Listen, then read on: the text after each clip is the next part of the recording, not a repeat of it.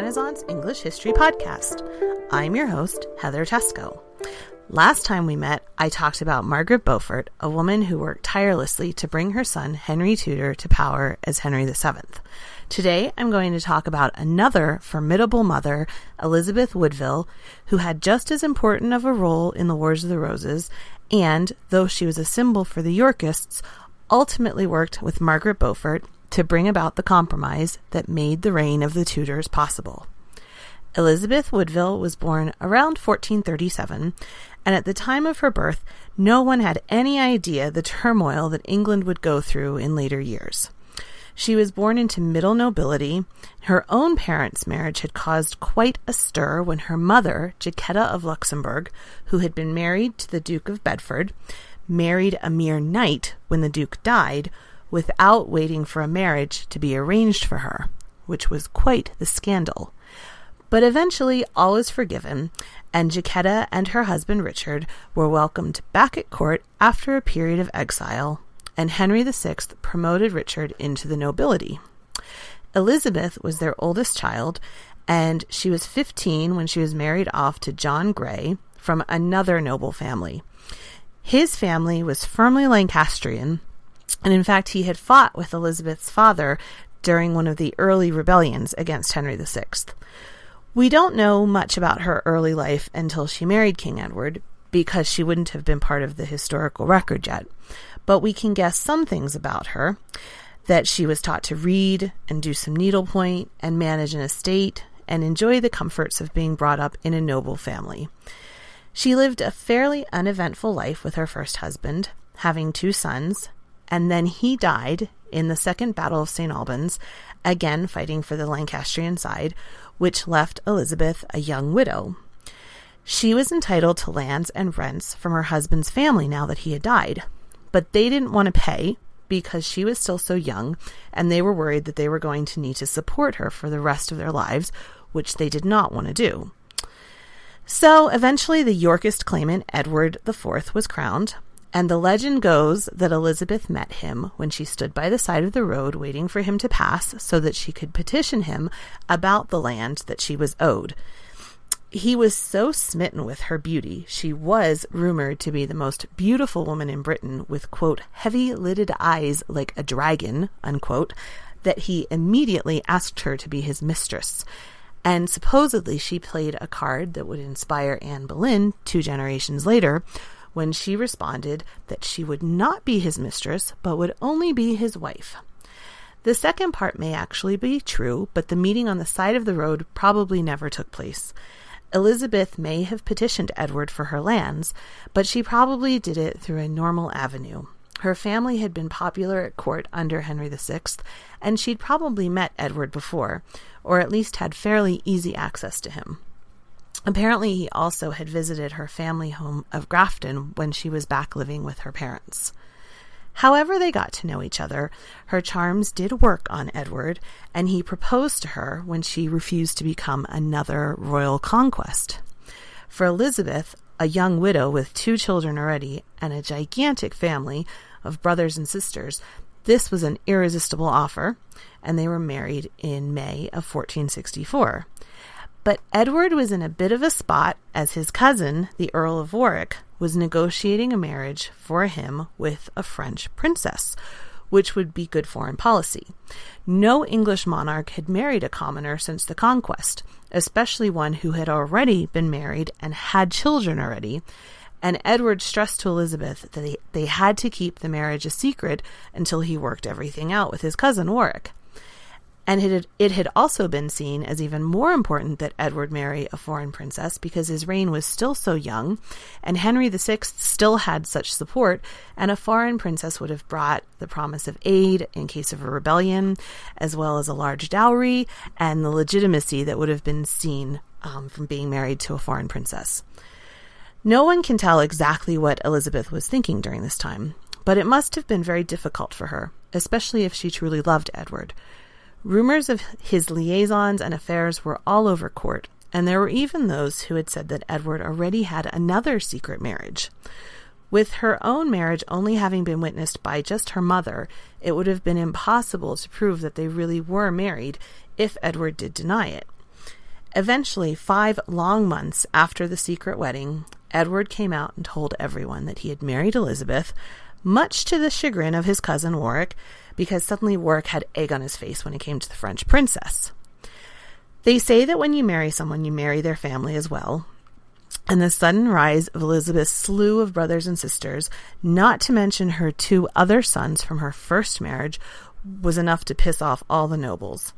Those Woodvilles, they're taking all the best marriages, they're getting all the best wardships, and they really aren't even all that noble anyway. Edward's mother, Cecily, never accepted the marriage and did her best to try to have Edward back out. She was the proverbial mother-in-law from hell. No doubt that had a little bit to do with the fact that she was no longer the first lady at court and now had to play second fiddle to a mere knight's daughter. I mean, can you imagine?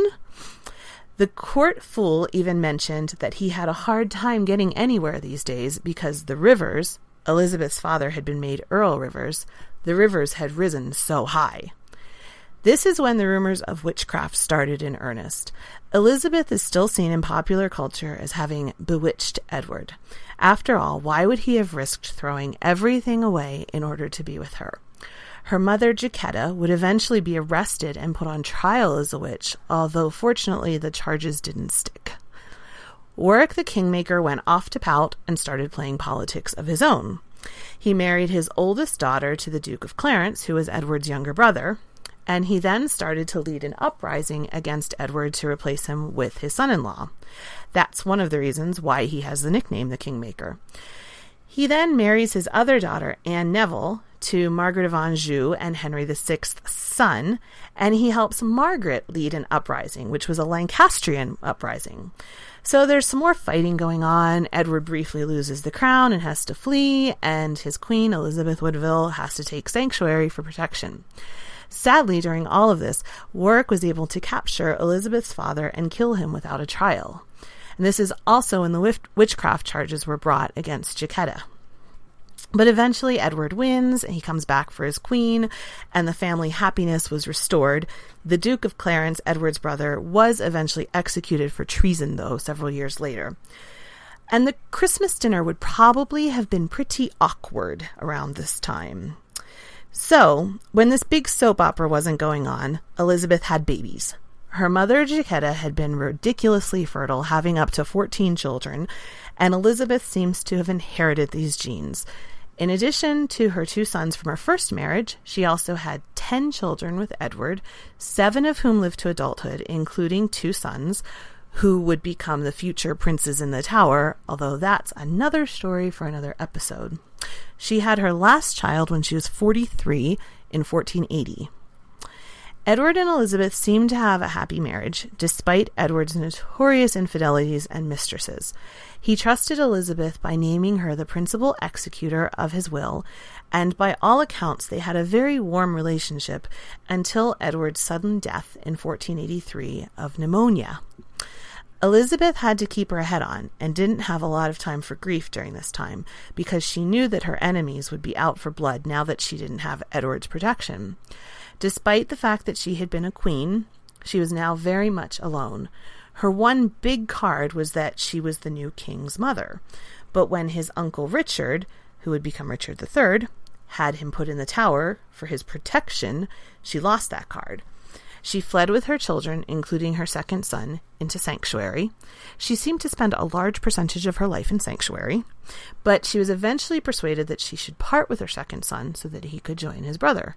And these were the princes in the Tower, who eventually just disappeared. And of course, everyone thinks that Richard III had them murdered, but again, that's another story. So back to Elizabeth. The saga continues as Richard decides that the marriage between Edward and Elizabeth was void because he had supposedly been pre-contracted before he married her, and that would mean that their children were illegitimate, and Richard, the final brother of Edward, would be the next king. Richard manipulated and played politics until he was crowned, and soon afterwards Elizabeth's 2 sons were not seen in the Tower any longer. While she was in sanctuary, Elizabeth and Margaret Beaufort hatched a plan to lead a rebellion against Richard, and then have Elizabeth of York, her oldest daughter, marry Henry Tudor. This rebellion failed, but Richard found out about it, and he realized that Elizabeth and Margaret were in contact with each other.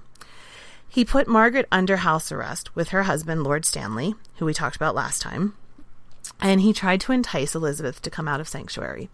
He swore an oath that she would not be harmed if she left, and that he would make sure that her daughters were all married well. So at this point, one wonders what happened to change the relationship between Elizabeth and Richard.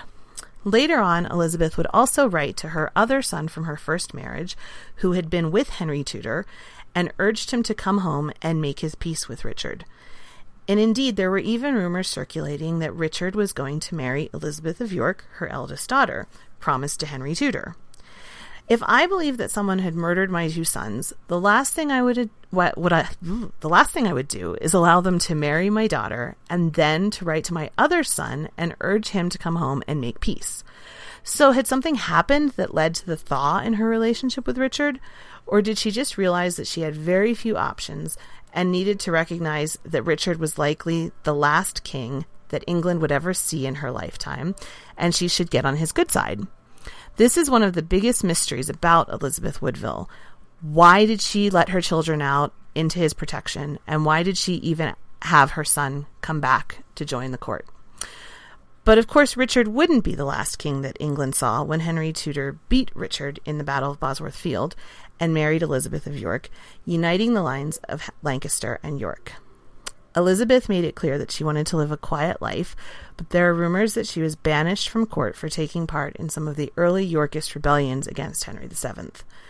She received a pension of £400 a year, which was generally paid late, and when she died, her will lamented the fact that she had so few possessions to leave her children, instead leaving them only with God's blessing. She died in 1492 and is buried in Windsor next to her husband Edward IV, and she had a very simple funeral.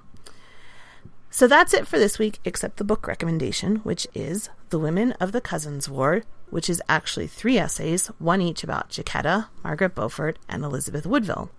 One of the essays is by Philippa Gregory, and I'll admit that I'm not a huge fan of her historical fiction, but I really enjoyed her essay on Jacquetta, as well as the introduction where she talked about her writing style and how she creates her novels. The other 2 essays are written by prominent historians as well, David Baldwin and Michael Jones. I'll put a link up to purchase it on the blog. You can also visit the blog to send me comments, story ideas, or other general thoughts, and I'm adding some portraits of Elizabeth Woodville there. The address is http://englandcast.com, or you can also find me on Facebook at facebook.com/englandcast. Thanks so much for listening, and I'll be back next time with a history of Hampton Court Palace, which became Henry VIII's most famous palace. So Happy New Year, and I'll speak with you soon. Bye-bye. Blow, northern wind, send for me sweating. Blow, northern wind, blow, blow, blow. Ich hatte Bord in Bauerbricht, dat soll is semlis und sicht. Menschful meiden of mich, fern freit of fonda. In all this war flesh one, a board of blood and of bone. Never yet in Usten on, love some air in London.